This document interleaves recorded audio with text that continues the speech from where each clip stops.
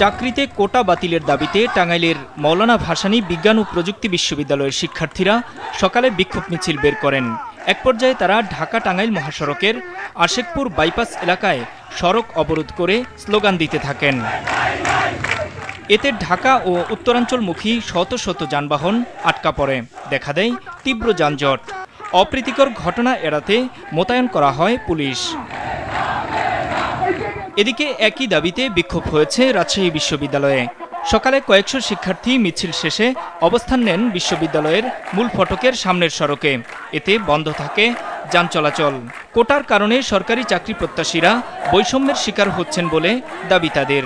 দেশে সাধারণ মানুষ বেশি, সাধারণ শিক্ষার্থী বেশি, মুক্তিযোদ্ধার সন্তান অনেক বেশি না, তারপর ক্ষুদ্র নৃগোষ্ঠী বেশি না, তারপর নারী সমাজের কথা যদি বলে আজকে নারী সমাজ যেখানে এগিয়ে গেছে আমার মনে হয় না কোটার কোনো আবশ্যকতা সেখানে আছে। যে কোনো পরীক্ষা বা কোনো ভর্তি পরীক্ষা যে কোনো একবার ব্যবহার করতে পারবে, তার বেশি ব্যবহার করতে পারবে। কোটার বিষয়ে যৌক্তিক সংস্কার চান আন্দোলনকারীরা।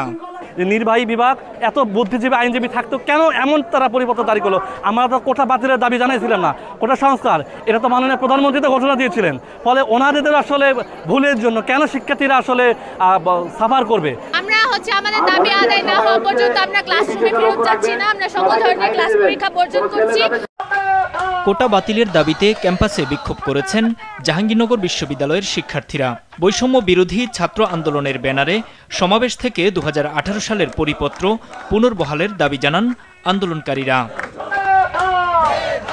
এছাড়াও একই দাবিতে রংপুর মহাসড়ক অবরোধ করে বিক্ষোভ করেছেন বেগম রোকেয়া বিশ্ববিদ্যালয়ের শিক্ষার্থীরা।